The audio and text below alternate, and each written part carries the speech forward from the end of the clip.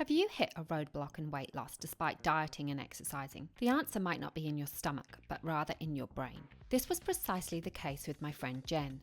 She had always maintained a slim figure, but post-pregnancy she found it challenging to regain her dancer's physique.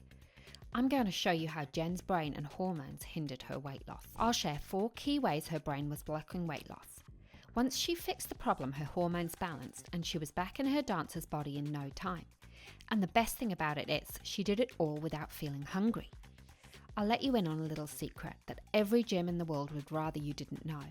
But the truth is, you'll get much better results by focusing on the brain than on the treadmill. It's all to do with how certain foods and hormones affect the part of the brain that controls metabolism. I'll reveal exactly what you need to do in this video. But before we get into it, please take a second to subscribe to my channel so you can get all the latest videos. First, let's look at how the hormone dopamine affects the brain. Dopamine is a neurotransmitter that is commonly known for its role in rewarding behavior. You may have heard it being dubbed as the feel-good hormone because it's linked with feelings of pleasure and reward. When we eat food, particularly foods that are high in sugar or flour, the brain releases dopamine.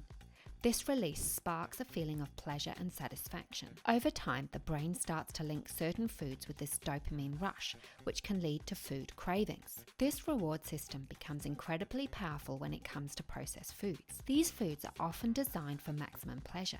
This is known as the bliss point. Food manufacturers know that the ideal balance of salt, sugar, and fat maximizes the brain's dopamine response. Examples of these are ice cream, pizza, or chocolate, which trigger especially high levels of dopamine release. Over time, this can result in food addiction. In one study conducted on rats, researchers uncovered something quite remarkable. In a controlled laboratory setting, the study found that when given the choice, an overwhelming majority of rats, 94%, preferred water sweetened with saccharin over cocaine, showing that the desire for sweetness surpassed even the attraction of cocaine. Most of us would probably make that choice, but here's the kicker. These rats were already extremely addicted to cocaine, but still chose the sugar over another hit of cocaine despite their addiction. This implies that sweet food could be addictive and hence make it challenging to lose weight without overcoming the addiction. So, what does this look like? You eat a full meal and then a handful of cookies, and moments later you're rummaging through the freezer looking for a tub of ice cream. No part of your body is hungry. It's the brain craving another sweet hit. Understanding dopamine's role is crucial because it explains why simply eating less often fails. Sweet, addictive foods trigger your brain's reward system, making you crave more and disrupting your weight loss efforts. By recognizing this, you can focus on reducing these foods to manage cravings better. This was what my friend Jen addressed. Once she realized she had an addiction to high sugar foods, she began her journey of eliminating these from her diet. She started gradually by reducing sweet foods first and then completely cutting them out. Interestingly, after 3 weeks of cutting out sugar, the stimulation receptors in the brain downregulate and the cravings go. In order to assist with this, it's important to eat a balanced diet that incorporates plenty of whole foods like fruits, vegetables, lean proteins, and whole grains, which provide essential nutrients without triggering an excessive dopamine response. Also, practice mindful eating. Be aware of your hunger and fullness cues. Eat slowly and savor each bite. This can help break the cycle of mindless eating and overconsumption. Also, engage in regular physical activity. We don't suggest this for calorie burning, but rather because exercise aids in releasing dopamine in a healthy way. And finally, if you need, you may want to seek professional help, either from a registered dietitian or a mental health professional specializing in eating disorders. Once Jen had quit the sweet stuff, she saw her excess weight fall off, and aside from reducing her dopamine levels, she also worked on healing further hormones that are crucial in weight loss. This leads me to the role of a hormone called leptin. This hormone's job is to signal to the body it's full. If leptin isn't working properly, your brain thinks you're starving, making you eat more. Fixing leptin sensitivity can stop this false hunger signal, making weight loss easier. Balancing leptin is like learning a cheat code to switch your body into fat-burning mode. My friend Jen discovered that when she balanced this one key hormone, her body finally released stubborn fat deposits that no amount of dieting or exercise could touch before. I'll explain exactly how she did this in just a moment. First, it's important to understand the role of leptin. It's made by your fat cells and it talks to your brain about how much energy is stored in those cells. When things are running smoothly, leptin tells your brain you've got enough energy stored up. The brain then responds properly and keeps hunger at bay and weight in check. However, a significant challenge arises when this messaging system between your brain and fat cells goes haywire. Even if you have plenty or even too much energy stored as fat, your brain doesn't get this memo from leptin and thinks the body needs more food. This is called leptin resistance. However, as Jen discovered through quitting the sweet stuff, eating simple unprocessed foods is key. This feedback loop between the brain and leptin starts working properly again. A fascinating study explored this very concept. The researchers took 2 slim individuals and 2 grossly obese individuals who were around 400 pounds, one male, one female. They were kept in a ward where the only food they had was unlimited access to liquid food that was bland but nutritious. The liquid was sipped through a straw and the amount each participant took was carefully measured. Interestingly, the slim participants consumed their typical amount of calories that they would have eaten in a regular day, and their body weight remained stable. But here's the really interesting part. The male obese volunteer spontaneously reduced his calorie intake to a meager 275 a day, and the female participant reduced her intake to just 144 calories a day. Over the 12 days of study, she lost 23 pounds. Interestingly, the obese male volunteer continued to just have the liquid food for 70 days and lost 70 pounds.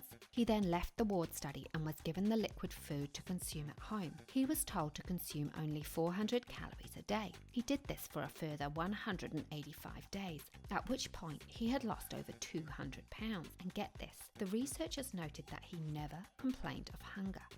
This highlights that when the participants didn't have food on offer that increased their dopamine, they were able to lose weight without even feeling hungry, thus suggesting that not only did their dopamine regulate, but also their leptin began to work, and the excess weight they were carrying was able to be used as energy.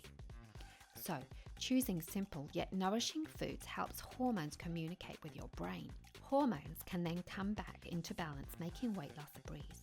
However, another aspect for leptin to communicate with the brain optimally is sleep. Not getting enough has been linked with lower leptin levels and higher levels of the hunger hormone ghrelin, which we'll talk about shortly. But first, let's look at another crucial hormone affected by sleep when it comes to the brain and weight loss. This leads us back to Jen. As we mentioned, she had recently become a mum, and as we all know, this is a time of severe sleep deprivation. And what she hadn't realised is that this lack of sleep had affected her insulin levels. Interestingly, when individuals don't get enough sleep, it can lead to higher levels of the hormone insulin. Normally, insulin helps your body use sugar from your food for energy, but when you're short on sleep, your brain thinks it's under stress. In response, it releases stress hormones like cortisol. These hormones can make your body less sensitive to insulin. This means your body needs more insulin to help use sugar properly. Because of this decreased sensitivity, also known as insulin resistance, your pancreas has to work harder and produce more insulin to manage the sugar in your blood. Over time, this can lead to higher levels of insulin in your blood after you eat, which can lead to increased fat storage. Aside from this, it's important to understand insulin signaling in the part of the brain called the hypothalamus. This plays a role in signaling satiety after a meal. However, chronic elevated insulin levels, as seen in obesity, may disrupt this mechanism and influence motivation and reward centers in the brain related to food choices, thus making us crave more of those highly palatable foods we talked about earlier. This is why quitting sugar played such an important role in Jen's weight loss. It helped her balance her insulin, which in turn helped reduce cravings, and her brain received the cue that she could use her fat reserves for energy. Now let's look at how a lack of sleep can also affect ghrelin, the hunger hormone we mentioned earlier. This hormone is mainly manufactured in your stomach, and its primary role is to kickstart hunger. It does this by communicating with your hypothalamus, which is like the control center for appetite and food consumption in your brain. When your stomach's empty, ghrelin levels go up, signaling to your brain that it's time to eat. However, an elevated level of this hormone can cause the brain to spark intense hunger pangs, even when you've consumed enough calories for the day. This could land you in a vicious cycle of overeating and weight gain. Studies show that sleep deprivation can ramp up ghrelin production.